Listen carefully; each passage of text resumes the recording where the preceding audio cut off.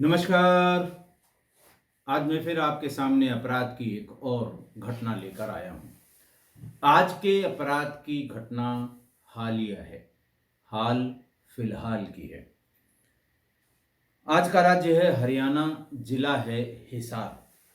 हिसार थाना के हिसार जिले के थाना नारनौद के गांव मोठ में सवेरे सवेरे एक प्रदीप का खेत था और प्रदीप और खेत में पानी लगा हुआ था। सवेरे सवेरे प्रदीप का भाई खेत के उस पानी की देखभाल करने के लिए खेत पर पहुंचा। तारीख थी 7 फरवरी 2025। वहां पहुंचते ही उसने देखा कि जो बाउंड्री है उसके खेत की मेड़ पर जो छोटी छोटी झाड़ियां थी, उसके नीचे एक व्यक्ति और एक युवती, एक लड़का और एक लड़की, एक दूसरे से आलिंगनबद्ध पड़े हुए थे। नजर पड़ी प्रदीप के भाई की। उसने आवाज दी कि ये क्या तमाशा है। दिन का टाइम है, सुबह की बात थी, 7-8 बजे की। दिन का टाइम है, खुले खेत में ये तुम लोग क्या कर रहे हो। कोई रिस्पॉन्स या कोई उधर से जरा सी भी न तो आवाज आई, न रिप्लाई आई, न उन दोनों के बीच में कोई हलचल हुई। कौतूहलवश प्रदीप का भाई दौड़कर उनके नजदीक पहुंचा। ये देखा कि दोनों एक दूसरे को कस के पकड़े हुए हैं, लेकिन दोनों निर्जीव हो चुके हैं। दोनों के मुंह से झाग भी निकल रहा है। उसके समझने में देर नहीं लगी कि इन दोनों ने आत्महत्या की है। शोर मचाया, पूरा गांव इकट्ठा हो गया। पुलिस को बुलाया गया और बहुत जल्दी उसकी पहचान हो गई। युवक की पहचान हुई। जींद जिले के सफीदों के कारखाना गांव का रहने वाला प्रवेश कुमार था, जिसकी उम्र थी 25 वर्ष। और युवती नगूरा गांव की रीना थी, जिसकी उम्र थी 21 वर्ष। बहरहाल नगूरा गांव की रीना के घर पे खबर की गई। प्रवेश के घर वालों को बताया गया। दोनों थाने पर आ गए। दोनों शव को सील करके पोस्टमार्टम के लिए भी भेज दिया गया। दोनों के परिवार ने यह बताया कि 6 फरवरी 2025 को दोनों एक साथ अपने अपने घरों से निकले थे, लेकिन दोनों के घर पे ये बात पता नहीं थी कि दोनों एक साथ गए हुए हैं। बहरहाल ये पता लगा कि इन दोनों में कुछ दिनों से प्रेम संबंध थे। उसके लिए परिवार के बारे में बताया गया कि रीना वो रिश्ते में प्रवेश की साली लगती थी। ये भी बताया गया कि रीना की मौसी, रीना जो है प्रवेश जो था वो रीना की मौसी, जिसकी डेथ हो गई थी, उसकी बड़ी बेटी का देवर था। इसीलिए वो देवर था, इसलिए वो जीजा साली का रिश्ता था और वो बराबर उसके घर आया जाया करता था। रीना की माँ, मैंने बताया कि पहले ही 10 साल पहले उसकी मौत हो चुकी थी। उसके पिता खेती करते थे और उसका एक भाई पढ़ाई किया करता था। और उसकी प्रवेश के बारे में मैंने आपको बता ही दिया कि वो इस तरह से जीजा साली के रिश्ते में एक दूसरे के घर आया जाया करते थे। दोनों शवों का पोस्टमार्टम हांसी के नागरिक अस्पताल में हुआ और दोनों की आत्महत्या जहर खाने से हुई, ऐसा मानकर, क्योंकि विसरा प्रिजर्व होता है, cause of death could not be certain, hence viscera preserve.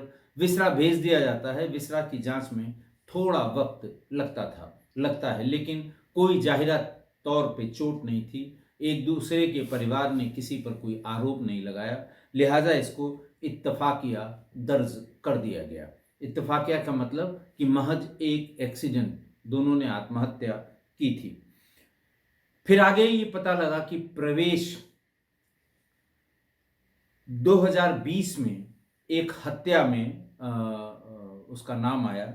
घटना भी वहां लोगों ने बताई कि 27 जून 2020 को सफीदों के हाट रोड पर पुरानी अनाज मंडी के गेट के सामने एक कार से खून से लथपथ एक युवक का शव बरामद हुआ था। और उसकी पहचान हिसार के रहने वाले सुरेंद्र उर्फ सिकंदर के रूप में हुई थी। पुलिस की जांच में ये सामने आया था कि सुरेंद्र सफीदो शहर में जहां उसकी ससुराल थी वहां आया हुआ था, और आरोपियों ने, जिनमें प्रवेश भी शामिल था, जो एक दूसरे को आलिंगनबद्ध होकर जिन्होंने आत्महत्या की थी, उस लड़के का नाम प्रवेश था, कि प्रवेश भी उन आरोपियों में सम्मिलित था। और सारे आरोपियों ने मिलकर सुरेंद्र, जो अपने ससुराल गया था, उसको शराब पीने के लिए मकबरा पीर पर बुलाया था। उसने शराब पीने से मना कर दिया। बाकी लोगों ने शराब पी और फिर उन्होंने जबरदस्ती सुरेंद्र को कार में बिठाने की कोशिश की। सुरेंद्र समझ गया था कि ये सब शराब पिए हुए हैं, मुझे कार में बिठाएंगे तो मेरे साथ कोई घटना कर सकते हैं। उसने कार में बैठने से मना किया। उसका आधा शरीर कार के गेट के बाहर निकला हुआ था। कभी कभी जब किसी को का अपहरण या उठाने की कोशिश की जाती है तो पैर कार और दरवाजे के बीच में लोग फंसा देते हैं कि न कर, कार का दरवाजा अगर बंद हुआ तब तो लेके भाग ही जाएंगे, लेकिन बंद नहीं हुआ तो आने जाने वाले 1000 लोगों की नज़र उस पर पड़ेगी और कहीं न कहीं इसका फ़ायदा उसको मिलेगा जिसे उठाया जा रहा हो, जिसका अपहरण किया जा रहा हो। इसका एक बहुत बड़ा उदाहरण मेरे दिमाग में हमेशा घूमता है। लखनऊ में एक बहुत ही फेमस कोचिंग थी, ट्रिवाग कोचिंग, जिसमें त्रिवेदी, वर्मा और अग्रवाल, ये 3 टीचर हुआ करते थे। एक ज़माने में जब आईआईटी की कोचिंग्स बहुत ज़्यादा नहीं थी, आकाश और इस तरह की तमाम, उस समय लखनऊ की बहुत ही प्रतिष्ठित कोचिंग थी आईआईटी के लिए, त्रिवाग कोचिंग। त्रिवाग कोचिंग में से उन तीनों डायरेक्टर्स या तीनों मालिकान कह लें, तीनों टीचर थे, वो बहुत अच्छे टीचर थे। त्रिवाग कोचिंग का एक ज़माने में लखनऊ में जलजला था। सबसे ज़्यादा फीस वाली कोचिंग थी और सबसे ज़्यादा सक्सेस रेट भी उन्हीं का था। मैं एसपी सिटी था, बच्चों के पढ़ाई की वजह से इन लोगों से जान पहचान थी। इसी बीच में त्रिवाग वाले अग्रवाल का, डॉक्टर अग्रवाल की किडनैपिंग का प्रयास वहीं उसके लक्ष्मण मेला ग्राउंड के पास, या यूं कहें कि वो जो नेशनल कॉलेज है उसके ठीक सामने वाली सड़क पर हुआ। अपहरणकर्ताओं ने गाड़ी आगे से रोक ली और इनके दरवाजे को खोलकर इन्हें खींचने की कोशिश की। जब ये नहीं खींचे तो एक ने उनके ड्राइवर, उनके स्टीयरिंग पे कब्जा करने की कोशिश की, लेकिन डॉक्टर अग्रवाल हर हाल में अपना पैर दरवाजे के बाहर निकाले हुए थे। उस पर चोट पहुंचाई, दरवाजे से दबाया, लेकिन दर्द के बावजूद भी उन्होंने उसमें से नहीं निकाला। और उस समय वहां से पास होने वाली किसी सरकारी गाड़ी, जिसमें एक गनर भी बैठा हुआ था, उसकी नज़र उस पर पड़ी। थोड़ी देर के लिए गाड़ी ठिठकी और इसी बीच अपहरणकर्ता छोड़कर भाग गए। वो जो भीतर बैठने के लिए उन्होंने एक अपना बैग उसमें रखा था, जिसमें एक तमंचा और कुछ कागजात थे, जिसमें बाद में जिससे अपराधियों की पहचान भी हुई और उन सब का एक एक करके एनकाउंटर भी हुआ। त्रिवाग कोचिंग के तीनों जो टीचर हैं वो आज भी हैं। त्रिवाग कोचिंग चलती है कि नहीं चलती मुझे बहुत आइडिया नहीं है कि इस समय उसकी क्या स्थिति है, लेकिन तीनों लोग अभी भी हैं, सब अलग अलग जगह या अपनी कोचिंग में पढ़ाते रहते हैं। तो वो पैर जो फंसाने वाली बात मैं बता रहा था, वही पैर फंसाया इस घटना में सुरेंद्र और सुकंदर ने। जब वो पैर भीतर नहीं कर रहा था तभी इन आरोपियों ने उसके ऊपर ईंट, कांच की बोतल और चाकू से हमला कर दिया। थोड़ी देर बाद उसकी डेथ हो गई। जब वो मृत हो गया तो उसके पूरे शरीर को गाड़ी के भीतर खींचकर, और ये सभी आरोपी गाड़ी से वहाँ भागना चाहते थे कि भागकर इस बॉडी का डिस्पोजल कर देंगे, लेकिन बीच में ही वो गाड़ी खराब हो गई। और जैसा मैंने बताया कि हाट रोड पर पुरानी अनाज मंडी के गेट पर वो गाड़ी खराब हुई। सभी आरोपी गाड़ी छोड़कर भाग गए और सुरेंद्र का शव उसी गाड़ी के भीतर बरामद हुआ। उसी केस में प्रवेश को जेल भेजा गया था और 4 महीने पहले ही वो जमानत पर आया था। और जेल से आने के बाद उसने अपने काम धाम के लिए जो इवेंट मैनेजमेंट कंपनी होती है, शादी ब्याह में जो हर तरह का इवेंट, आजकल तो सब चीज़ें इवेंट पे ही हो रही हैं, खाने का इंतज़ाम उन्हीं को करना है, चाट का इंतज़ाम, पानी का इंतज़ाम और सजावट का इंतज़ाम, जयमाल वाले डायस का इंतज़ाम, ये सब इंतज़ाम आजकल इवेंट मैनेजमेंट की कंपनियां करती हैं। उसी में उसको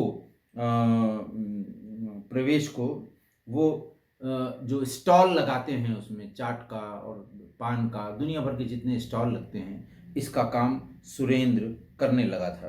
3 दिन पहले वो नारनौद में अपनी किसी रिश्तेदारी में गया हुआ था और वहीं पर उसने इसको रीना को बुला लिया था और वहीं इन लोगों ने ये डिसाइड किया शायद कि हमें अब जान दे देनी है।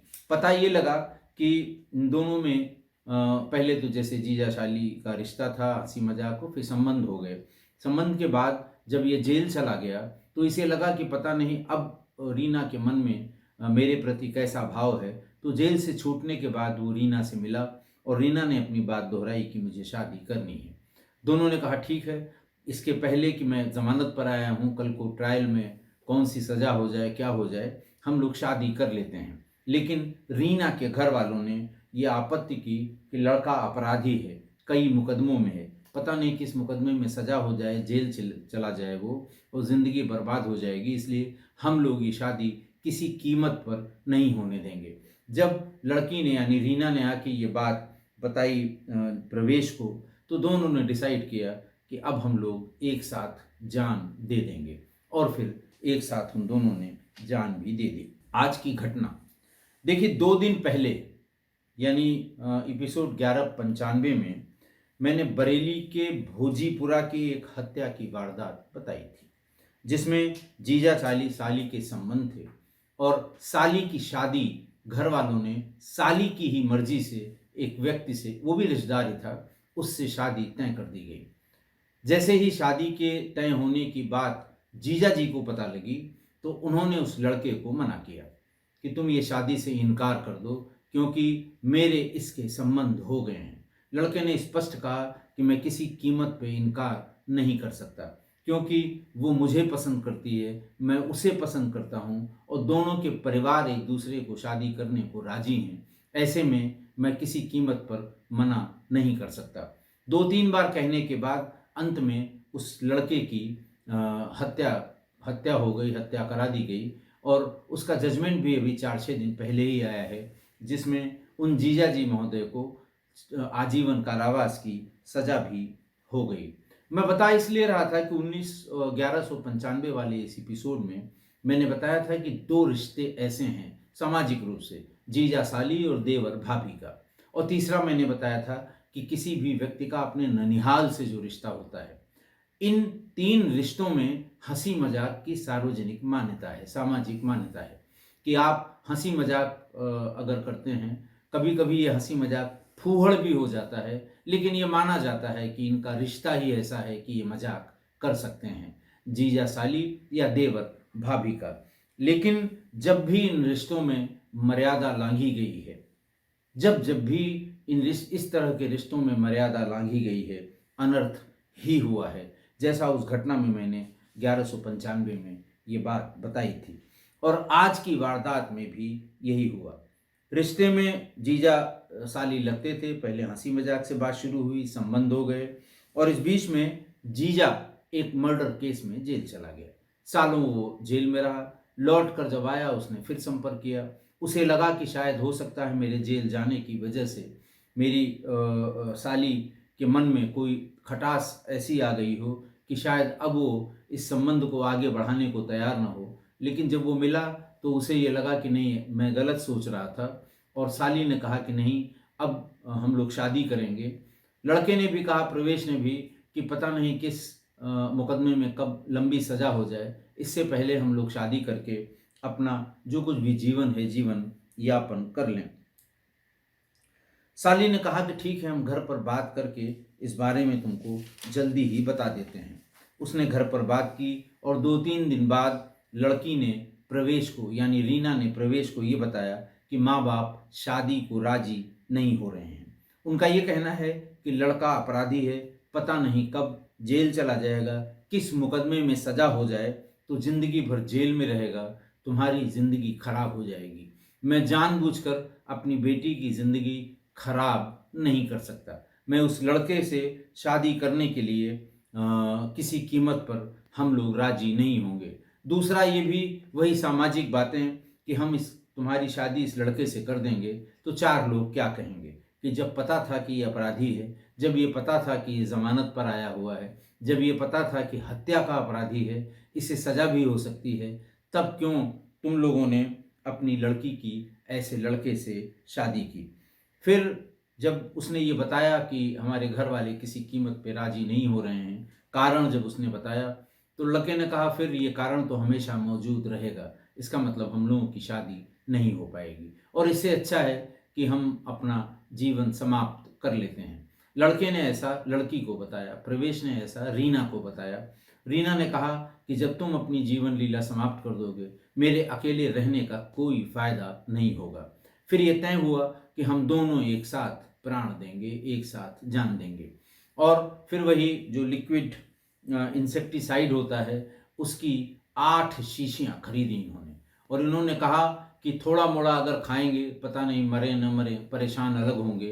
इन दोनों ने डिसाइड करके वही 7 तारीख को दोनों अपने-अपने घर से निकले, तय किया कि कहाँ मिलना है।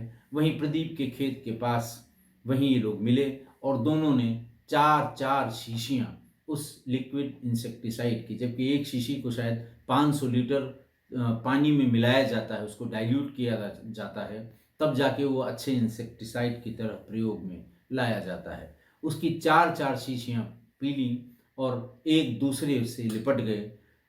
तकलीफ़ हुई होगी, उल्टियाँ हुई होंगी, दर्द हुआ होगा, लेकिन दोनों ने एक दूसरे को छोड़ा नहीं और थोड़ी देर बाद दोनों के प्राण निकल गए। देखिए ये पूरी की पूरी घटना लड़की के माँ-बाप की हठ धर्मिता की कारण हुई। उनकी हठ धर्मिता की वजह से 2 जवान जीवात्माएँ, एक लड़का और एक लड़की, इन दोनों की जान चली गई। अगर लड़की ने सब कुछ जान कर, सारी बातें वो लड़के के बारे में जानती थी कि जेल गया हुआ है, मर्डर में जेल गया हुआ है, ज़मानत पर आया है, ट्रायल बाद में होगा, ये सब जानने के बाद भी वो शादी करना चाहती थी। यानी ये शादी करने का उसका अपना डिसीज़न था। ये किसी का थोपा हुआ नहीं था, लड़के की जिद की वजह से नहीं था, उसका अपना डिसीज़न था कि मैं उसी से शादी करूँगा, करूँगी। तो फिर दोनों की शादी हो जानी चाहिए थी। मना करने का कोई औचित्य नहीं था। बात तब गड़बड़ होती जब लड़की को लड़के के बारे में पूरी जानकारी न होती। माँ-बाप पूरी जानकारी देते और तब ये कहते कि भाई देखो उसके बारे में ये है, ये हो सकता है इसलिए शादी करना उचित नहीं है। लड़की को कोई ऐसी जानकारी लड़के के बारे में नहीं कोई ऐसी जानकारी छिपी हुई नहीं थी जो लड़की को जानकारी न होती। लड़की ने सब कुछ जानने के बाद शादी का फैसला किया, तो उसमें क्या गलत था? कुछ गलत नहीं था। दोनों सजातीय थे, दोनों उम्र थी दोनों की, ठीक उम्र थी शादी की, एक की 25, एक की 21, दोनों अविवाहित थे और फिर हठ धर्मिता की वजह से, केवल और केवल हठ धर्मिता की वजह से इन दोनों की जान चली गई। इसलिए हम हमेशा बताते हैं, हमेशा हर ऐसी हठ धर्मिता चाहे लड़की के घर वालों की तरफ से हो, चाहे लड़के के घर वालों की तरफ से हो, चाहे वो जो पंचायत करके लोग हठ धर्मिता अपनी करते हैं, चाहे उस तरफ से हो, मैं हमेशा कहता हूँ कि ऐसी हठ धर्मिता से हमेशा नुकसान ही होता है। ऐसी हठ धर्मिता हमेशा नुकसानदेह ही होती है। इसलिए ऐसा हठ कभी नहीं करना चाहिए जिसमें किसी का गंभीर नुकसान हो। अगर सब कुछ ठीक था, क्या ऐसी वजह थी? सिर्फ़ इसलिए कि साहब वो जेल से ज़मानत पर आया था, कभी भी जेल जा सकता था। लड़की इस बात को अच्छी तरह जानती थी। जब तक वो जेल में था, तब तक 2 बार उससे जेल में मिलने भी गई थी और सब कुछ जानबूझ के जब वो कह रही है कि मुझे शादी करनी है, तो क्या फ़र्क पड़ता है इससे? कल को वो जेल जाता तो कोई ज़माना भी, समाज भी और घर वाले भी वो इस अपराध के भागी नहीं होते कि देखिए मैंने शादी कर ली तो और वो जेल चला गया, क्योंकि लड़की को हर बात का ज्ञान था, वो हर चीज़ जानती थी। इसलिए कृपा करके ऐसी कोई हठ धर्मिता न पालें, न करें, जिससे किसी का इस तरह का नुकसान हो। आशा है आप मेरी इस बात से सहमत होंगे। आज के लिए इतना ही। बहुत बहुत धन्यवाद।